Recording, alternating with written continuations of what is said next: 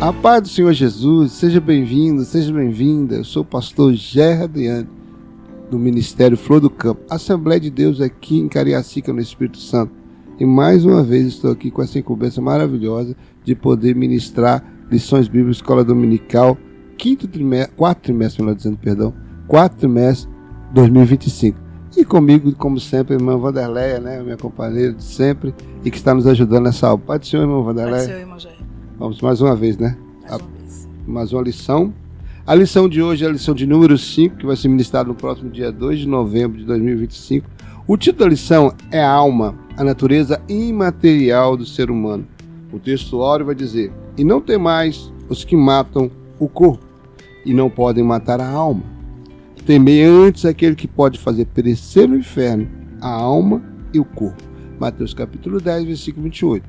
A verdade prática vai nos dizer: cuidar da alma é uma atitude fundamental para uma vida cristã estável e uma eternidade de alegria e paz. Antes da leitura bíblica e dos comentários, quero pedir mais uma vez, irmã Vanderleia, ore por nós. Vamos orar? Vamos orar, enfiar no Senhor. Amantíssimo Deus, mais uma vez estamos aqui, Senhor, para comentar e falar sobre o teu amor, sobre essa importante lição. Senhor, fica conosco, Senhor. Nos dê a vitória, nos dê força, abre o nosso intelecto nesse dia, Senhor. Toma também as vidas, ó Pai, que nos acompanham, aqueles que estão nos acompanhando, talvez pela manhã, ou à tarde, ou à noite, no trabalho, ou mesmo em casa. Amém, Senhor, Jesus. Fica conosco, porque teu Espírito Santo possa nos dar entendimento, para que nós possamos entender e explicar essa rica matéria. Em nome de Jesus nós te pedimos. Amém. Amém, Jesus. Leitura bíblica em classe, Gênesis capítulo 1, verso 27, 28, capítulo 2, verso 15 a 17 e Mateus capítulo 10, versículo 28. Gênesis 1. E criou Deus o homem à sua imagem. A imagem de Deus o criou, macho e fêmea os criou. E Deus os abençoou. E Deus lhes disse: frutificai e multiplicai-vos e enchei a terra. Sujeitai-a, dominai-a sobre os peixes do mar, sobre as aves do céu, sobre todo animal que se move sobre a terra. Gênesis 2.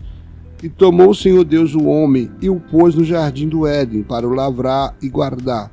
E ordenou o Senhor a Deus ao homem, dizendo: de toda a árvore do jardim comerás livremente, mas da árvore da ciência do bem e do mal, dela não comerás, porque no dia em que dela comeres, certamente morrerás. Mateus 10, 28. Não temais os que matam o corpo e não podem matar a alma. Temei antes aquele que pode fazer perecer no inferno a alma e o corpo. Amém? Nessa lição nós temos 3 objetivos. O primeiro é fazer os alunos compreenderem que a alma é a sede das emoções, da razão e da vontade. Segundo, demonstrar aos alunos com base bíblica que a alma é uma parte imaterial e imortal do ser humano, capacitando-o a refutar visões materialistas. Terceiro, conscientizar os alunos da necessidade de cultivar uma alma saudável por meio da oração, da meditação, da palavra de Deus e de hábitos santos. Vamos então à nossa introdução, sem perca de tempo. Já está dizendo aqui que na primeira lição apresentamos um conceito preliminar da alma, demonstrando seu lugar na constituição do homem. Vimos que junto do espírito e inseparável dele, a alma compõe a parte imaterial ou espiritual do ser humano, que o torna uma pessoa criado à imagem de Deus. Nessa lição buscaremos nos aprofundar no conceito e distinção da alma, estudando seus atributos e a sua importância no relacionamento com Deus e com o próximo. Nós estamos agora uma nova temática. Na lição passada estava falando sobre o corpo. Hoje vamos iniciar 5 lições falando sobre a alma. Como o comentarista bem disse aqui, na primeira lição nós tivemos aqui uma lição mais abrangente, panorâmica da tricotomia humana, tanto corpo, alma e espírito. Agora nós estamos voltando novamente a falar sobre a alma. Nessa primeira lição também será uma lição mais panorâmica. Por quê? Porque nós teremos mais 4 lições para falar mais pormenorizado, com mais minúcias, né, irmã Vanderleia, a respeito da alma. Então não vamos nos prender muito a detalhes, porque nós sabemos que teremos mais 4 lições ainda para ser ministrada a respeito da alma. O primeiro tópico vai falar sobre atributos da alma. De volta ao Gênesis. Vamos voltar lá no primeiro livro da Bíblia, ao Gênesis, às origens. A parte material do ser humano é o que mais diferencia dos animais, como bem evidenciado na criação, Gênesis 2, versículo 7. O homem é um ser pessoal, criado à imagem de Deus, com autoconsciência e autodeterminação. O Criador fez seu representante, dando-lhes poder do governo sobre toda a obra criada. Enchei a terra, sujeitai-a e dominai-a, Gênesis 1, 28. Sua capacidade de administração, compreensão e decisão moral é resultado do caráter consciente e autônomo de alma humana. Isso é exemplificado originalmente na aptidão lavrar e guardar o jardim, Gênesis 2,15, discernir entre o certo e o errado e fazer escolha, como Gênesis 2,16 e 17, dar nomes aos animais, Gênesis 2,19, e a parte afetiva do homem é demonstrada na afirmação divina da necessidade de uma companheira e na expressão da satisfação de Adão ao receber Eva, que alguns eruditos consideram ser a primeira composição poética da história humana, que está em Gênesis capítulo 2, verso 18 e verso 23. Gênesis 2,7 vai falar sobre olha só o que está na Bíblia, fala assim: formou o Senhor Deus o homem do pó da terra e soprou em seus narizes fôlego de vida, e o homem foi feito alma vivente. Quando eu estava lendo esse texto, me fez lembrar de outro texto correlato. É uma visão que um profeta teve, Ezequiel, lá no capítulo 37, quando ele foi levado pelo Senhor numa visão ao vale dos ossos secos. E quando o Senhor manda ele profetizar sobre aqueles ossos secos, o que acontece? Os ossos se juntam. Aí o Senhor pede que ele ore sobre aquele corpo e o corpo começa a ter tendões, ter músculo, vai formando a pele, vai formando tudo. Mas é interessante que antes do profeta orar pela vinda do Espírito, só tinha corpos, muitos corpos naquele vale agora, homens perfeitos, com todos os seus órgãos, com todos os detalhes, só que ainda não tinha vida. Só depois dele orar e pedir que o Espírito viesse e entrasse no corpo, é que eles viveram. Aí me fez lembrar que também foi assim lá no Éden, lá no princípio, né, no Gênesis. Quando Deus formou, que eu acabei de ler o capítulo 2, verso 7, quando foi formado o homem do pó da terra. Deus formou o homem do pó da terra. Uma vez formado, enquanto Deus não soprou na narina do homem, o homem não vivia. Não tinha nenhuma interação com Deus. Só no momento que ele sopra em suas narinas o fôlego da vida é que o homem foi feito, então, alma vivente. Então, a parte imaterial do homem foi dada por Deus nesse ato. Quando ele sopra na narina do homem, ali entra a alma e o espírito no homem. E é isso que eu quero falar antes de começar a falar só sobre a alma. Eu quero falar dos dois, porque os dois são duas partes imateriais que o homem possui, né? A alma e o seu espírito. E é interessante falar de alguns homens que citou frase a respeito, né, dessa fusão, né? Eles estão dentro do homem, dentro de nós, mas eles são inseparáveis, tanto alma quanto espírito. Meyer Pirman vai dizer que a alma e o espírito são inseparáveis, porque o espírito está entretecido na própria textura da alma, fundido e caldeado numa só substância. Que maravilha! Quer dizer, é algo tremendo, é algo sobrenatural, né? Eles estão dentro de uma mesma substância, independente. É interessante que eles estão dentro de uma mesma substância, fundidos, caldeados, mas ao mesmo tempo são separados nas suas funções, né? Cada um nos seus atributos. Outro cidadão que falou também, já também em memória, que é o pastor Antônio Gilberto, ele vai falar assim, que refere à distinção e à inseparabilidade entre a alma, a distinção e a inseparabilidade entre a alma e o espírito, afirmando que eles interpenetram-se de modo profundo e misterioso. Misterioso porque nós não entendemos tudo, né, na Bíblia, inclusive como é que é essa junção de espírito e alma, mas sabemos que há uma separação entre eles. Tanto é que eles são inseparáveis, mas que são distintos, né, nos seus atributos. Nós vemos também, tem um outro cidadão também que falou, que eu coloquei aqui, pastor Severino Pedro da Silva. Ele vai falar que a alma humana e o espírito são de fato duas substâncias espirituais, formadas pelo sopro de Deus, para que juntos habitem no corpo humano. Então foi Deus que fez dessa forma. Naquele momento que ele sopra no homem, o homem foi feito alma vivente. Sim, passou a viver, você ter locomoção, ter interação, falar, ter todos o que faz o homem ser reconhecido como, né, como alma vivente, aquele que tem condição de ouvir, de falar, de sentir, de respirar, de tocar. Então, é assim que o homem é. Então, nós vemos aí que voltando ao Gênesis, nós podemos observar. Aí, quando eu estava fazendo essa comparação, eu lembrei de Ezequiel 48 por causa disso, porque Ezequiel 37, sobre a visão dos ossos secos, por causa disso, porque da mesma forma que também Deus estava ali, antes de soprar no homem, estava inerte, tudo formado, coração, pulmão, mas nenhum deles se movimentava, nenhum deles agia, porque ainda não tinha soprado o fôlego de Deus no homem. Por isso que o homem é a coroa da criação de Deus. Por quê? Porque ele diferencia, como nós falamos logo na primeira lição, entre o animal e os anjos. Os anjos, eles são também dotados também de intelecto, eles são dotados também de livre-arbítrio, eles são dotados de emoção, eles têm razão, mas eles não possuem corpo, né? Você vai ver lá em Hebreus, no capítulo 1, acho que verso 12, não lembro o versículo direito, que eles foram feitos, eles são espíritos ministradores para socorrer aqueles que hão de herdar a salvação. Então, a função deles basicamente é essa, e eles estão aí para ajudar a igreja. Mas eles são espírito ministrador, então são espírito, não tem corpo.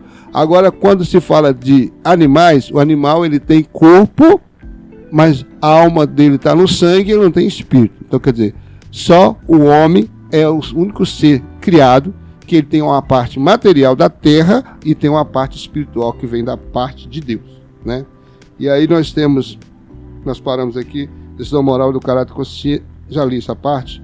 Então, aqui mostra algumas aptidões que o homem tem para provar que ele é um ser pessoal, quando ele foi colocado para lavrar e guardar o jardim, quando ele foi colocado para discernir o certo e errado, quando mostrou aquela árvore para ele, dar nome aos animais também, e a parte efetiva também, quando o Senhor olha para ele e falou, não é bom que o homem viva só, né? Está lá também no livro de Gênesis. Aí o que acontece? Deus vai lá e coloca um sono profundo nele, tira ali uma costela e entrega ele a Eva, né? A Eva já vem e ele apresenta a Eva para ele e ele vai falar, essa é varoa, porque do varão foi tomado. E alguns eruditos acreditam que isso seja a primeira poesia que o homem fez para sua mulher, né?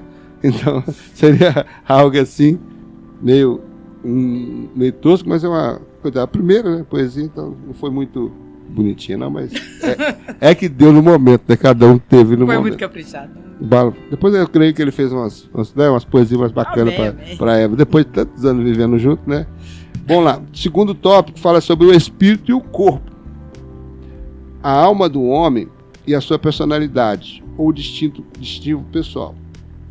A alma do homem é a sua personalidade ou distintivo pessoal.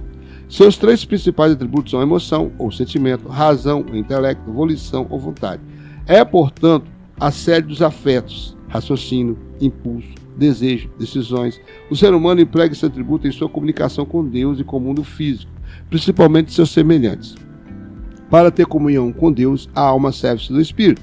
Para comunicar com o próximo, o veículo são os seus corpos, os seus órgãos sensoriais, peles, olhos, ouvidos, nariz, boca. Pode-se dizer então que a alma funciona entre o espírito que se conecta com Deus, o ser divino, e o corpo que se conecta com o mundo dos homens. O cântico de Maria na casa de sua prima Isabel é uma típica cena desse tríplice interação e comunicação.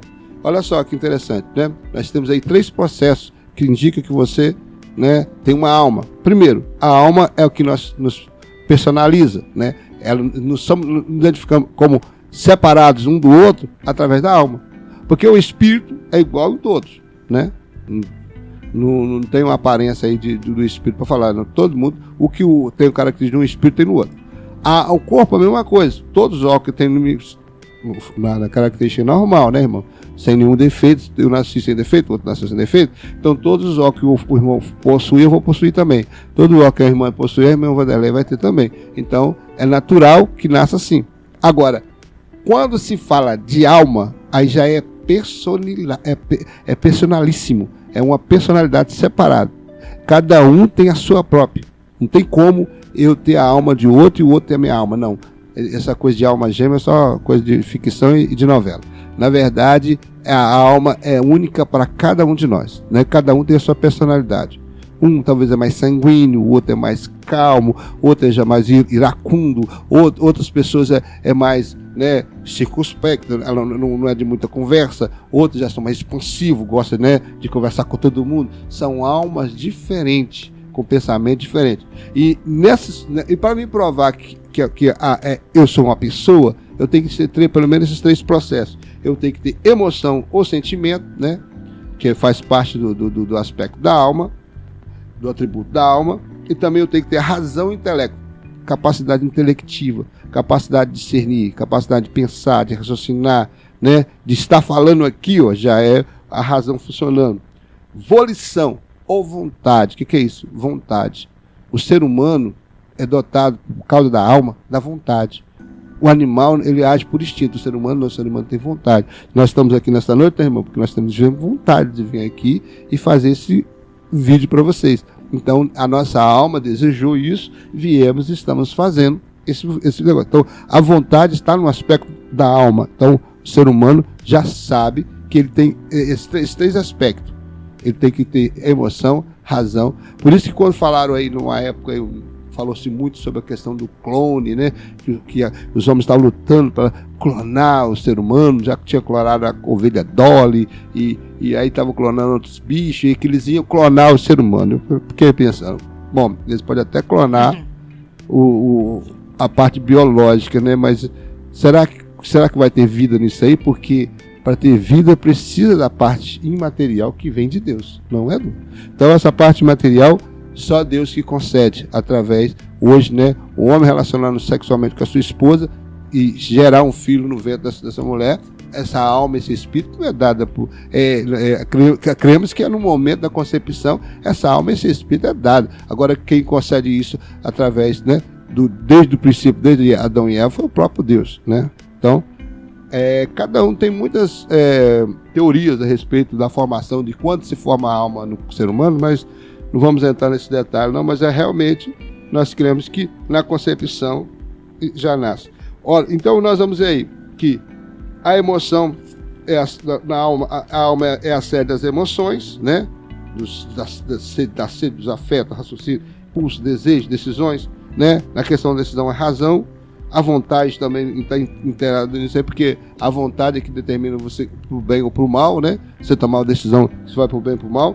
E outra coisa interessante é a localização da alma dentro do corpo, porque ela acredita-se que ela está no centro. Por quê? Porque ela precisa do espírito para comunicar com Deus. Quando ela está voltada para Deus, ela usa do espírito, com a comunicação com o espírito, para ela ter uma ligação com Deus. E quando ela precisa de comunicar com os homens, com a parte externa, ela vai então utilizar do corpo, usando os nossos meios, né? Os meios sensoriais que o homem possui, né? Os diversos sentidos, a visão, o olfato, a audição, né? A fala, tudo que o homem tem, a pele, tudo é uma forma de contato da alma com o mundo exterior. Então, aí nós vemos que foi Deus que a fez dessa forma. Então, mas nós lembramos que ela é imaterial, ela não possui o corpo que existe, é só um invólucro. O nosso corpo é chamado invólucro da alma, é ele que embala, né, a alma e o espírito, mas o espírito e a alma são cena realmente típica.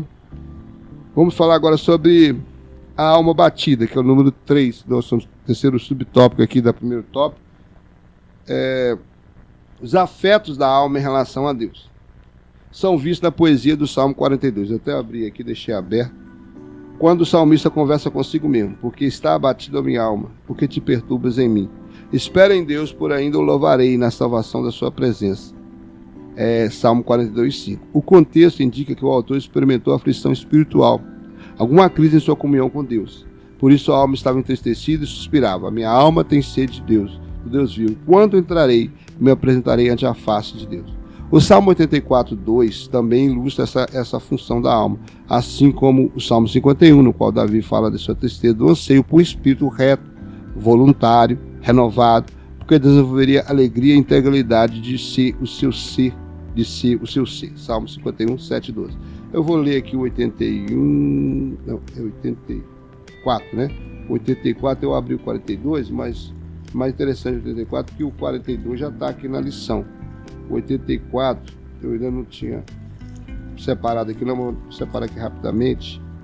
84:2. Está aqui, vamos lá. A minha alma está anelante e desfalece pelos atos do Senhor. meu coração e a minha carne clamam para o Deus vivo. Irmãos, a alma tem esse desejo, né, das coisas de Deus quando ela está focada nas coisas de Deus. Eu sempre falo assim, a alma, quando uma criança nasce, nós lá nascemos, né, com a tendência para o pecado, porque nós somos adâmicos, natureza adâmica, então o pecado já nasce, como o próprio Davi vai falar no Salmo 51, em pecado me concebeu minha mãe. Então, quer dizer, ele vai dizer que realmente nós nascemos temos uma natureza pecaminosa já derivada de Adão. Mas quando nós chegamos à nossa fase adulta, que atingimos a consciência, já conseguimos discernir do bem e o mal, quando nós tomamos uma decisão em servir a Deus, nós podemos realmente pegar com que essa alma, né, que talvez até aquele momento, antes da sua conversão, estava voltada só para as coisas da carne, para as coisas do pecado, para as coisas do mundo, era se voltar para Deus e desejar as coisas de Deus. Aqui nós temos o exemplo do salmista dizendo, no verso 2, minha alma está anelante, está ansiosa, desejando, e desfalece pelos atos do Senhor. Meu coração e minha alma, minha carne clamam pelo Deus vivo. Quer dizer, é um desejo que está intrínseco no seu ser, e é a alma que suplica, é a alma que clama, é a alma que deseja isso, porque não está na alma a vontade, não está na alma também o intelecto, a capacidade de discernir o que é bom, o que é ruim. Então ela discerne que está com Deus, servir a Deus é o melhor que ela pode fazer, como também aqui na lição está falando sobre o Salmo 42, também vai falar sobre isso. A minha alma, né, no verso 2 de 42, fala, a minha alma tem sede de Deus, do Deus vivo. Quando entrarei e me apresentarei à face de Deus. Quer dizer, já tinha uma ansiedade no coração do salmista de quando ele entraria e estaria diante do Senhor, porque ele estava com muito desejo e sede, vontade de estar na presença do Senhor. Essa era a vontade que queria. Ele queria estar sempre em comunhão com esse Deus. Então isso atraía para sua alma esse desejo. Por isso que ele começou uma conversa consigo mesmo. Por que está abatido a minha alma? Por que te perturbas em mim? Quer dizer, ele conversando com ele mesmo, né, num solilóquio, como se diz, dizendo, minha filha, a esperança está no Senhor, confia nele, espera nele, porque vai dar tudo certo e vai chegar o tempo em que esse desejo da minha alma, esse desejo da sua alma vai se concretizar no dia do arrebatamento da igreja, no dia que nós estivermos para sempre com o Senhor. Aí todas essas ansiedades hoje que a alma possui, que nós temos, né, vai se manifestar, vamos estar tranquilos porque estaremos para sempre com o Senhor. Amém? Vamos para o segundo tópico, que diz assim, a natureza da alma, imaterialidade e imortalidade. Distinção de substâncias. O texto de Mateus 10, 28 é um excelente fundamento para o estudo da alma como parte da natureza imaterial do ser humano.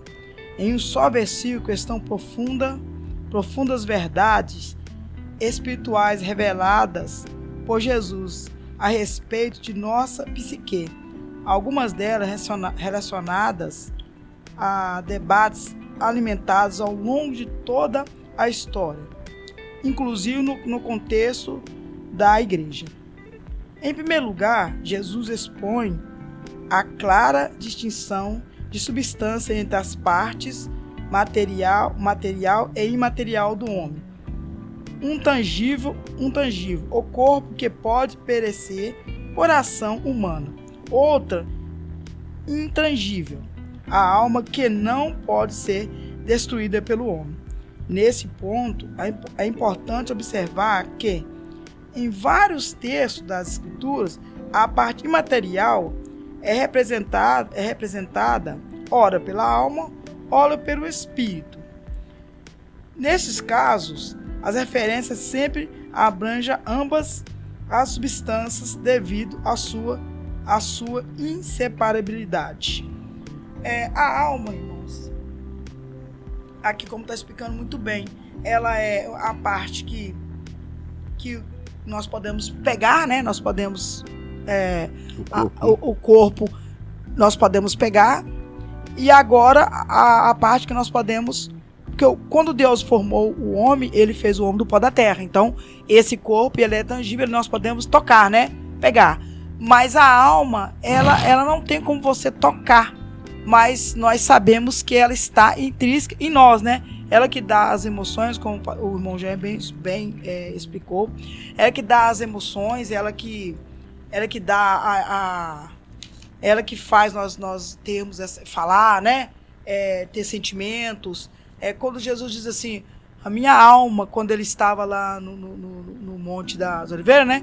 Que ele diz assim, a minha alma, ela está triste até a morte. Então, quer dizer, ele sentiu a tristeza, nós sentimos tristeza, alegria, emoção, tudo através da alma. Mas nós não temos como tocá-la. A alma, ela está triste, ela está, como que eu vou dizer, ela está agrupada com o espírito. Não tem como separarmos o espírito da alma.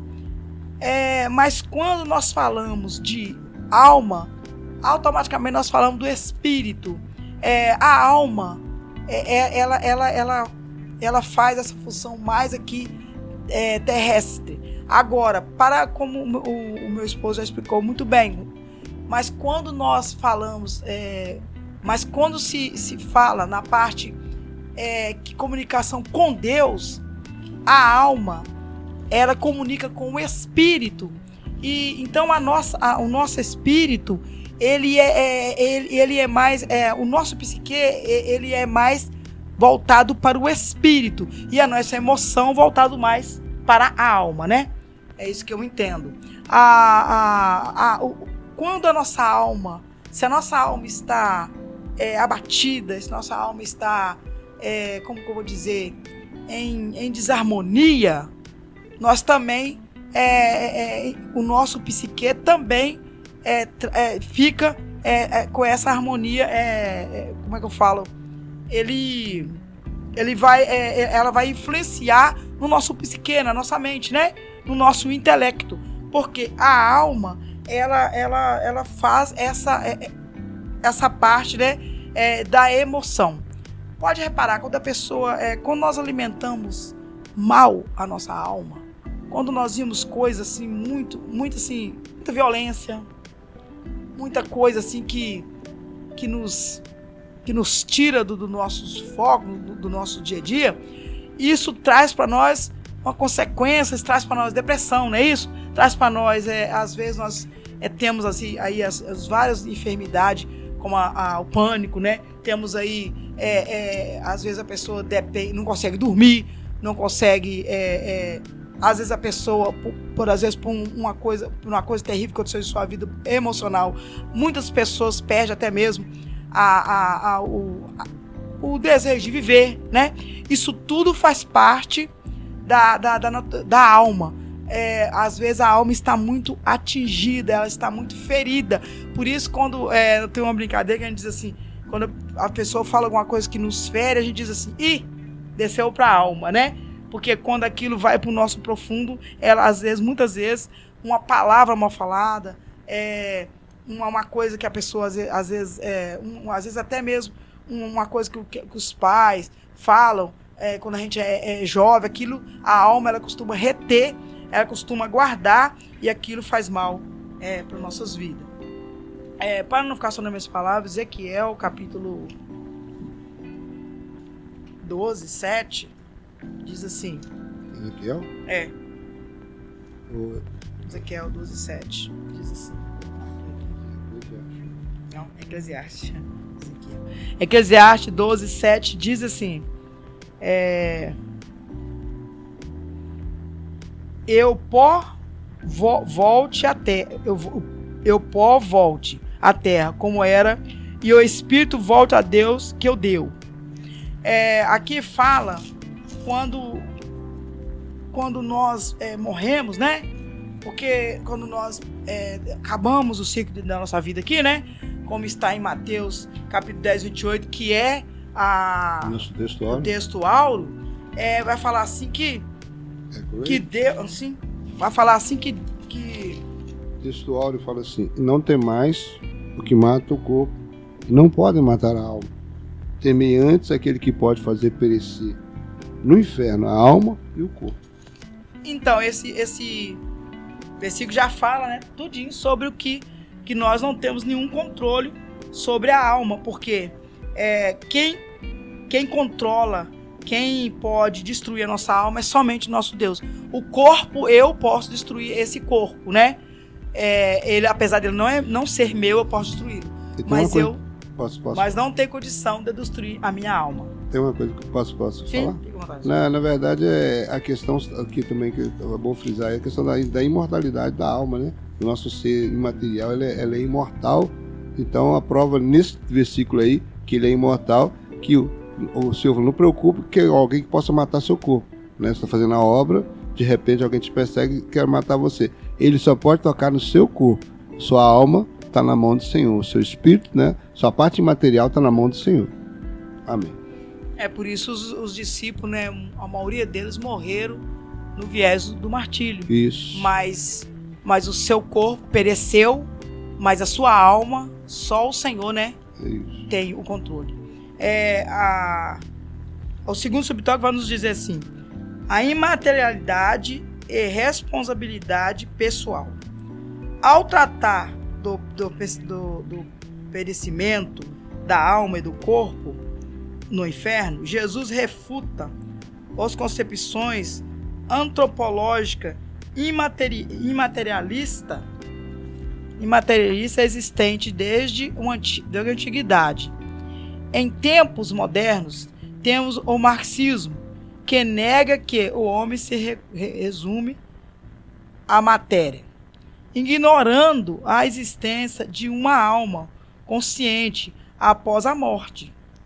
Essa ideologia ateísta nega pecaminosamente a responsabilidade moral do indivíduo, considerando que o mal é estrutural, que a culpa é da sociedade, que as pessoas individualmente são vítimas de estruturas opressoras e identificam pecados sociais, mas não individuais. Esse engano desconsidera a necessidade de arrependimento, conversão e salvação pessoal e mantém as almas de seus adeptos no caminho da perdição eterna.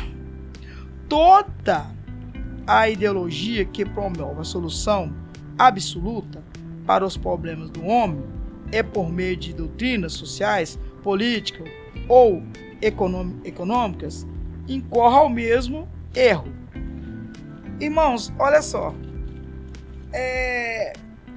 Aqui está falando o quê? Que a ideologia, essa ideologia marxista, a antropologia materialista, né? Ela ensina assim, que a pessoa é má, né? Devido à condição que ela está vivendo, né? É uma condição política ou social, e que a alma e ela atribui a alma como o fruto do meio, não é isso?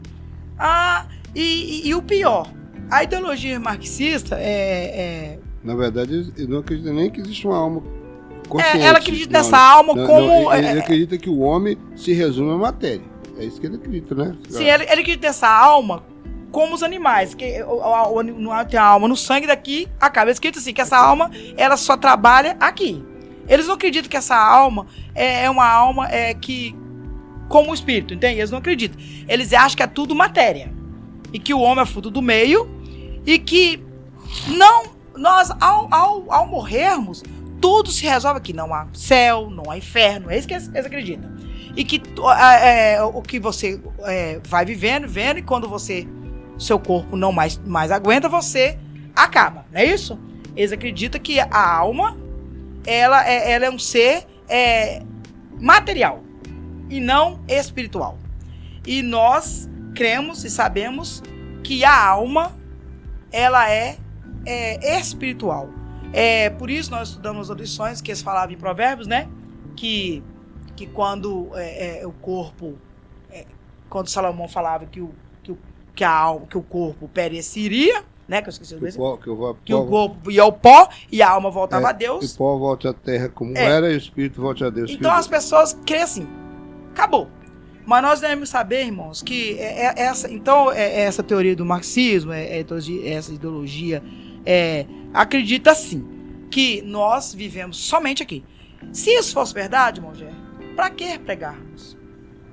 Para que nós iríamos divulgar a palavra do Senhor? Se não existisse um céu, se não existisse um inferno, se não existisse nada além desse mundo, é vã a nossa pregação.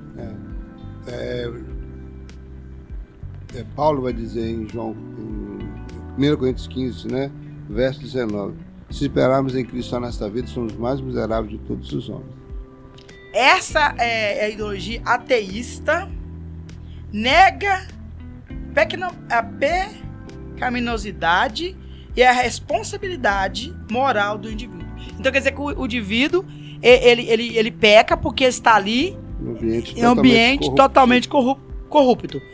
Quer dizer, aquelas pessoas que pagam que faz tudo assim de acordo com a sociedade, ou quer dizer que ele está, né, como eu falei, ele não precisa de mudar nada, porque segundo eles, ele já está assim, né, como vou dizer, salvo na inteligência de Deus, porque na ideologia de Deus não tem um céu, não tem um inferno, não tem nada. Se o meu irmão já queria comentar mais sobre esse tópico. Não, tá certo aí, a questão do marxismo é isso, a verdade é essa, como eles são mais materialistas, nós estamos falando de materialismo, né? Sim. Eles são materialistas, eles têm essa visão que não existe uma responsabilidade pessoal, e nós acreditamos de uma forma diferente, como o apóstolo Pedro vai falar aqui no capítulo 3, no verso 19, eu li aqui agora, eu já pedi, né? Eu vou falar sobre, olha aqui o texto aqui, pedi, depois que eu achar, eu leio aqui, no Atos 3,19, ele vai dizer aqui: arrependei-vos, pois, e convertei-vos para que seja apagado o vosso pecado, venha assim o tempo da refrigério pela presença do Senhor. Então nós temos aqui, o que o irmão Vanderlei acabou de falar. Se realmente o que eles pregam aqui fosse uma verdade, para que o apóstolo Pedro ia pregar isso? Arrependei-vos, né? Pois convertei para que seja apagado os seus pecados. Isso não existiria, né? Isso era uma mentira, mas a verdade, isso aqui que eu estou ensinando, que o marxismo ensina, que é uma falácia. Atos 4, 2, perguntar que o irmão já está no livro ali. Atos 4, 12.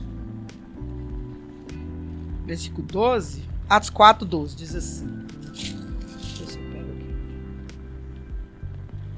Vamos achar mais rápido aí. Tá. E nenhum outro a salvação, porque também debaixo do céu nenhum outro nome há dado entre os homens para qual devamos ser salvos.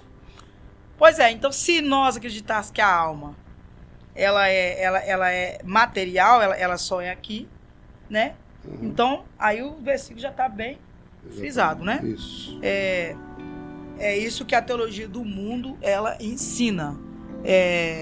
Às vezes, eu tenho muita gente, quando a gente fala com eles assim, aceita Jesus como Salvador, porque você não sabe o dia da manhã. Aí eles falam assim, não, o inferno é aqui e o céu é aqui. Tudo que eu faço, eu vou pagar aqui. Né? As pessoas dizem assim pra gente. Terceiro subtópico diz assim: materialismo e teologia.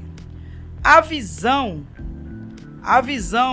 materialista da natureza humana vai além das questões políticas, ideológicas. Afeta também a teologia, principalmente quando a missão da igreja ortodoxa, isto é, a prática correta no campo católico, inspira a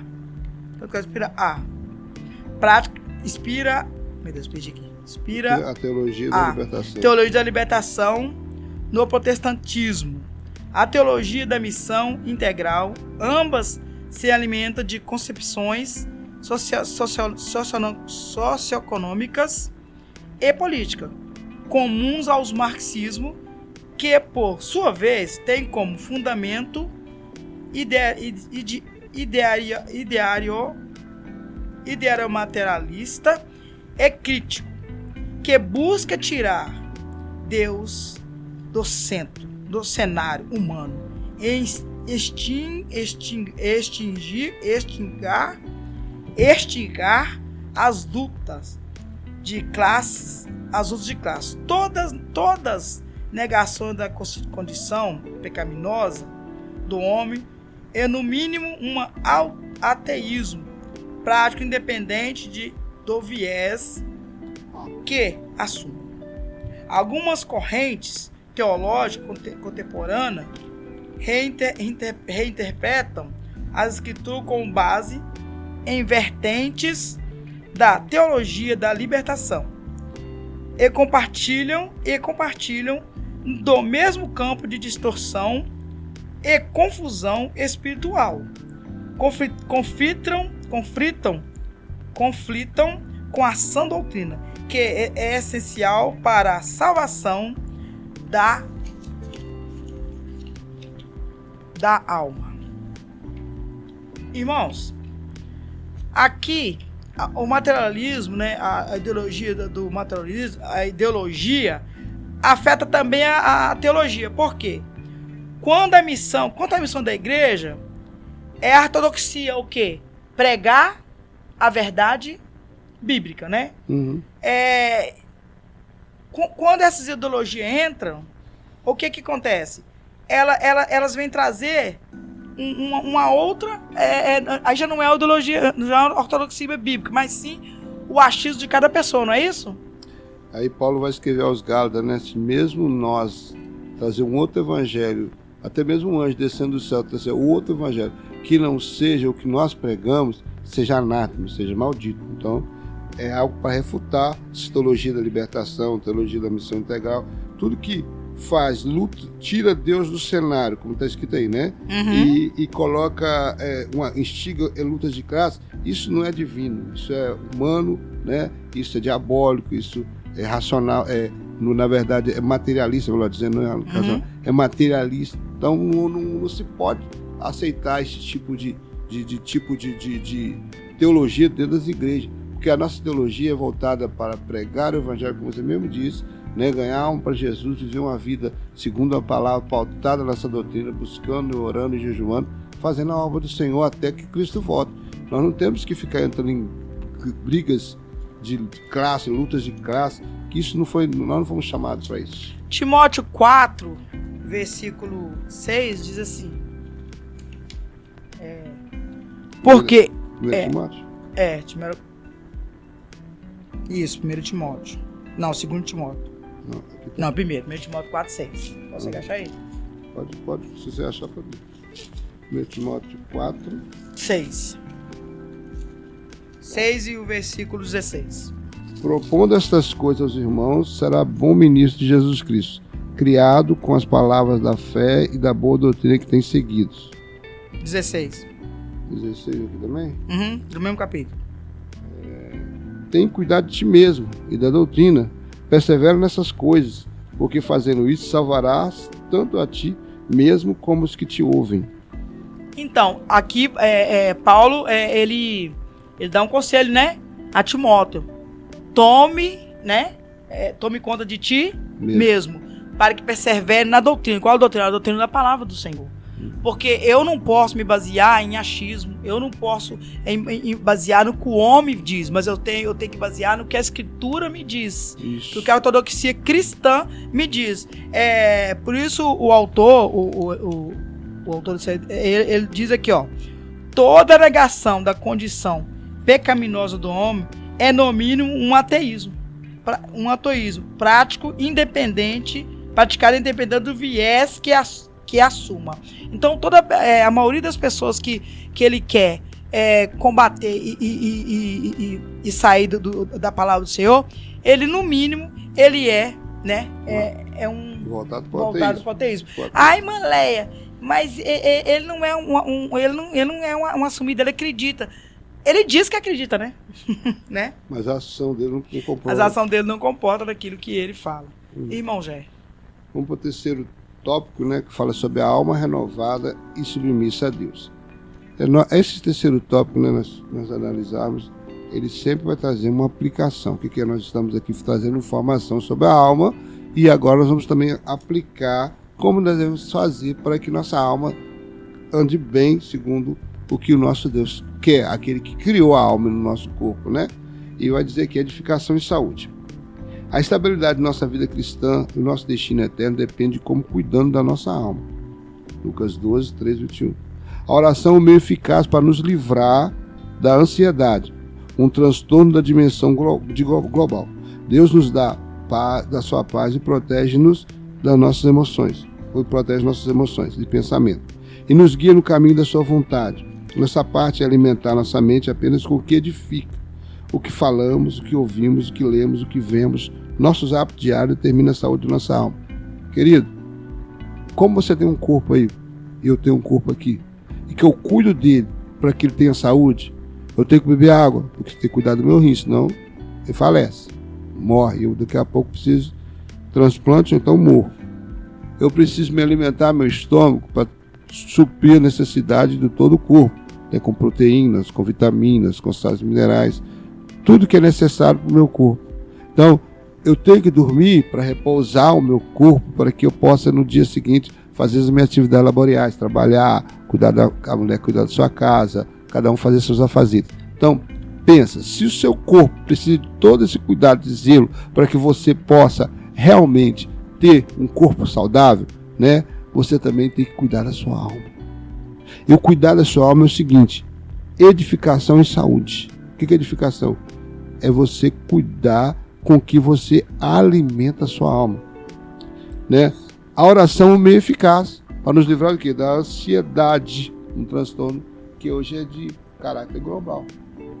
Pedro vai escrever no primeiro capítulo de Pedro, 1 Pedro 5:7, vai dizer: lançai sobre ele toda a vossa ansiedade, porque ele tem cuidado de vós.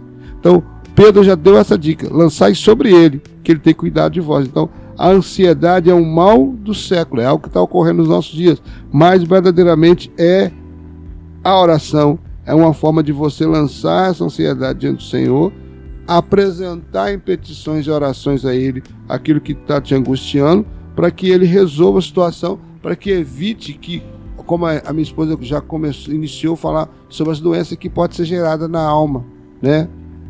Chamadas psicossomáticas. Porque a palavra grega, né, para a alma é psique, né, no hebraico é nefesh, e no hebraico, no grego é psique.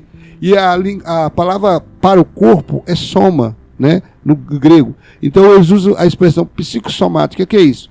É doença que começa na minha alma, no meu psique, e vai para o meu corpo. Então a ansiedade, ela é uma doença totalmente voltada para a alma, como o que a minha esposa falou, síndrome de pânico, né? Depressões, são doenças que realmente são a alma que gera. Mas como ela gera? Porque alguma coisa em nós não está funcionando bem. Alguma coisa em nós não está sendo bem alimentada, não está sendo saudável. Deus, Ele dá a nossa... o Senhor nos prometeu aqui, ó. Ele falou assim: eu vos deixo a paz, eu vos dou a minha paz. Não vou lhe dar como o mundo a dá. O que é isso? A paz que o Senhor nos dá não é a paz que o mundo fala aí. A nossa alma ter paz, nós temos que crer na palavra de Deus e crer nas promessas dele. Porque o mundo acredita na paz seguinte: quando há ausência de guerra, não há conflito.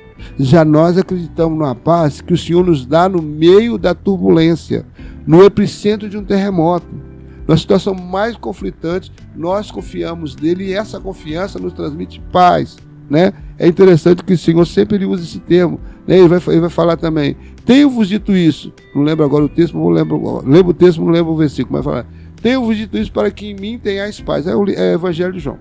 Mas ele vai falar assim: tenho-vos dito isso para que em mim tenhais paz. No mundo tereis aflições, mas tem de bom ânimo, porque eu venci o mundo. Quer dizer, ele já apresenta paz, mas dizendo: vai vir aflição, mas tenha confiança em mim, porque eu já venci o mundo, então eu dou condições para que vocês vençam. Então é esse que é a ideia: você orar, você ler Bíblia, você buscar a Deus, você se consagrar, você buscar se alimentar de coisas que te edificam, que coisa que tudo nos convém, mas nem tudo é lícito. Tudo nos é lícito, mas nem tudo nos convém, melhor dizendo na palavra de Paulo. Tudo nos é lícito, mas nem tudo nos convém. Você tem que buscar aquilo que realmente fortalece a sua alma, te dá ânimo, te coloca para cima, melhora, né, você no seu dia a dia. Se for algo que te abate, corta isso do seu cardápio para sua alma.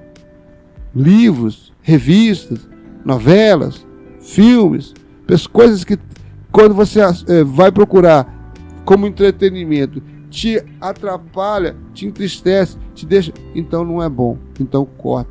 O melhor é a leitura bíblica, o melhor é buscar a Deus, o melhor é fazer o melhor para que a sua alma se volte para Deus e sinta desejo, como o salmista no Salmo 42, no Salmo 84, deseja ardentemente a presença de Deus. Isso que é necessário. Então nós temos que preocupar. O que falamos? Cuidado com o que falamos. O que ouvimos? Por isso que a Bíblia fala que nós devemos ser tardio no irar, tardio no falar e pronto para ouvir. Por quê, irmão? Porque Deus deu os 2 ouvidos. Para quê? Para que a gente ouvisse mais. E uma boca só, para que falasse menos. Então, a gente fala muito e às vezes ouve pouco. Então é necessário ouvir mais. Tem que saber também o que ouve. Tem que saber o que você lê, o que você vê. Nossos hábitos diários determinam a saúde de nossa alma. Antes de passar para a irmã Vanderlei, só quero falar um exemplo que há muito tempo atrás um aluno de escola dominical me fez um questionamento. Falou: pastor, é pecado ter sonho pornográfico? Assim, porque a gente não consegue controlar nosso sonho. Ela falou assim comigo, assim, rasgado. A gente não consegue controlar o sonho. Se eu vou ter um sonho pornográfico, como é que eu vou evitar ter um sonho pornográfico se o sonho vem, ninguém impede de vir. Amém, irmão. Concordo com a senhora. O sonho vem, ninguém impede de vir. Mas sabe o que você sonha? É o que você alimentou durante o dia. Então, se está vindo sonhos pornográficos, é algum alimento pornográfico que você está se alimentando, né? Ou uma revista, ou um filme, ou alguma coisa que está vindo diante dos seus olhos e você está se alimentando dele. Então, à noite, o resultado vem através de sonhos pornográficos. Então, não é que você não tem controle, tem sim. Nossa mente, nossos pensamentos, nós vamos falar, em outras lições, vamos falar mais sobre isso, sobre os pensamentos, né? Domínio dos pensamentos. A nossa mente também tem uma batalha tremenda na nossa mente, o inimigo trabalha, né? A Bíblia fala que a carne milita contra o espírito, então nós estamos numa batalha contínua e constante, a nossa alma está no meio dessa confusão toda, entendeu? E se nós não sabemos tomar posição e buscar as coisas de Deus para que nós possamos vencer essa batalha, a nossa alma vai ficar doente. Para ficar saudável, é necessário buscar edificação e saúde para ela. Irmã Vanderlei. Amém. O segundo subtópico do terceiro tópico diz assim: purificação e renovação. Ainda quanto aos cuidados da alma, a Bíblia nos adverte. A Bíblia nos adverte dos maus pensamentos, que está em Mateus capítulo 15, 19. Dos desejos impuros e perversos, que está em Provérbios, Tiago 1,14, que depois nós vamos ler. E das inclinações malignas, 1 Pedro 1,2. Devemos purificar e renovar nossa alma, para que sejamos transformados e experimentamos a boa, agradável e perfeita vontade de Deus, vivendo em santidade e temor. Irmãos, purificar a nossa alma. O irmão já explicou muito bem. Como purificar a nossa alma, irmão Gé? É aquilo que vemos. Irmãos, eu acho interessante quando... Eu não sei se com vocês é assim. Domingo, a gente fala que é o dia do Senhor, né, irmão Gé? Que é o dia que geralmente poucas pessoas que estão trabalhando. Era um dia que a pessoa consegue, né? Aquelas pessoas que trabalham a semana toda, é um dia que elas conseguem tirar tempo para o Senhor. E vocês podem observar. Quando você começa, no sábado você ora à noite, ali você busca.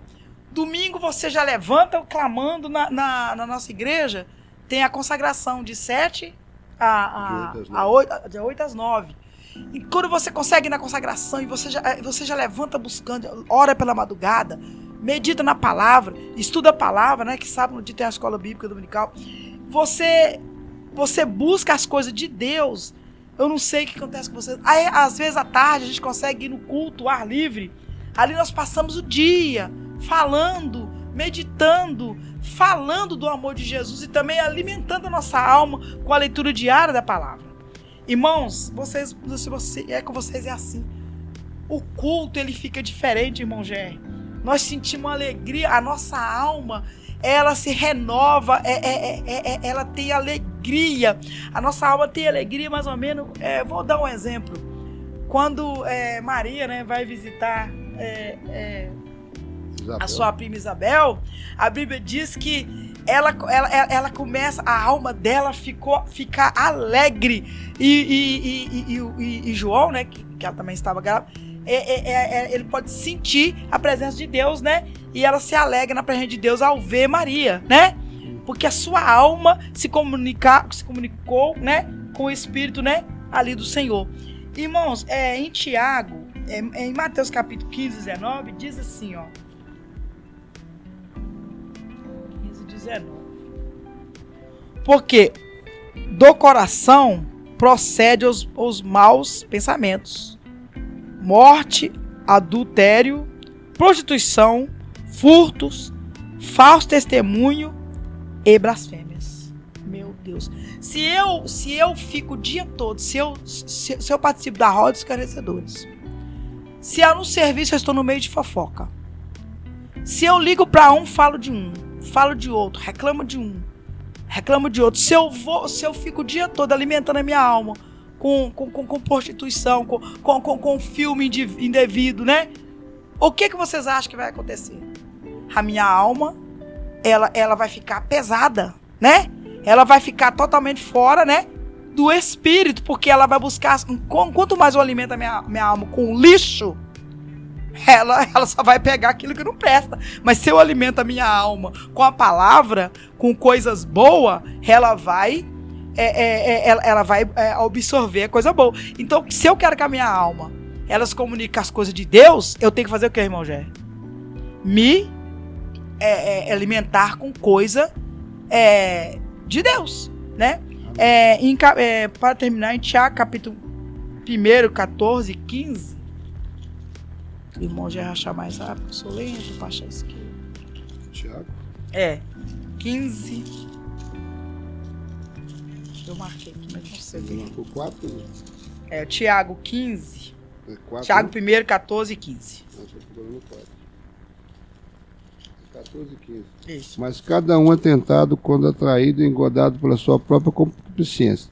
Depois, havendo a concupiscência concebida, dá luz ao pecado, e o pecado sendo consumado gera a morte. Então, o pecado consumado gera morte. Se eu alimento, irmãos, porque às vezes, quando o Adão, o meu neto me perguntou para mim assim, vovó, mas o Adão, mas a Eva não morreu não, vovó, porque nós estávamos lendo o livro, ele só saiu do jardim. Aí eu disse, sim, meu filho, eles morreram espiritualmente, eles agora, eles eram totalmente inocentes. Agora, aquela inocência, né, irmão Gerry, morreu. Agora, eles só voltaram a ter vida em Cristo Jesus, não é isso? Então, porque ele ficou pensando assim, pô, mas eles saíram do jardim com o corpo vivo. Eu falei, sim, mas agora ele estava morto em delito e pecado. Irmãos, nós andamos, nós alimentamos, porque todos nós somos tricotômico, corpo, alma e espírito. Mas, se eu não buscar uma presença de Deus, é porque o pecado, o salário do pecado, é a morte. Conclusão. A conclusão vai nos dizer assim: o cristão precisa viver em plena santificação, que inclui a contínua rejeição de pensamentos, desejos pecaminosos, mantendo pura sua alma. Atribui-se a Lutero a frase que diz: não podemos impedir que os pássaros voem sobre a nossa cabeça, mas podemos impedir que eles façam ninho sobre ela. Então, nós nascemos com o pecado intrínseco, né, irmão Gerry, no nosso ser, por causa de Adão e por causa de Eva. Então, ao nascer, eu já diz Davi, né, porque minha mãe o pecado concebeu me concebeu, o pecado minha mãe. ele quis dizer assim, que nós nascemos em pecado, mas se nós morrermos criança, esse pecado não nos atrapalha, né, irmão Gé? Mas o pecado, ele vai nos destruir quando nós temos consciência do nosso pecado. E o único que pode tirar, dissipar todo o pecado do homem, todo o pecado que a alma busca, todo o pecado que também o Espírito, porque também o Espírito pega, não vamos explicar muito, irmão Gerra, porque tem várias outras lições, mas que eu quero dizer para você que também o Espírito peca, menos que a alma, mas peca também, ele só pode ser totalmente desarcelado, totalmente tirado em Cristo Jesus. E esse corpo só vai ficar livre de todo o pecado quando tivermos no corpo glorioso, irmão. Então estamos finalizando mais um vídeo, né? E para encerrar, quero apenas citar Salmo 1, verso 1, vai dizer assim: bem-aventurado é o varão que não anda segundo o conselho do ímpio, não se detém no caminho dos pecadores, nem se assenta à roda dos escarnecedores. Antes, seu prazer está na lei do Senhor, e na lei do Senhor medita de dia e de noite. Esse é um grande exemplo bíblico, né? De que o que faz a minha alma buscar, ter sede, ter fome de Deus, é quando eu sigo esse exemplo desse varão, que não ouve o conselho de ímpio, não se detém no caminho de pecadores, nem se assenta à roda dos escarnecedores. O que ele faz? Ele vai meditar na palavra do Senhor, não tem prazer. E sabe como ele é semelhante nesse texto? Como a árvore plantada junto aos ribeiros de água, que dá os seus frutos na estação própria. E é interessante, é muito maravilhoso esse salmo, e é bom para a gente tirar como exemplo para nós qual é o melhor alimento para minha alma. Questione você mesmo quando você estiver diante de alguns filmes, que você vê que não está te dando edificação. Falei, se isso está me alimentando a minha alma, eu estou ficando feliz com as coisas de Deus, isso me dá ânimo para servir ao Senhor ou me faz me afastar de Deus? Pare e pense, né? E eu quero então terminar fazendo aquele conselho de sempre, de praxe, né? Não perca a escola bíblica dominical, vá à sua igreja no domingo pela manhã, assista a esta aula maravilhosa. Eu creio que você vai ter mais subsídios, né, para apresentar na sua aula como professor ou como aluno também, para ajudar o seu professor. E tem liberdade de compartilhar esse vídeo, de também entrar no canal, né, se inscrever no canal e dar o seu like para nos ajudar aí. Amém? Que Deus em Cristo nos abençoe, em nome do Senhor Jesus.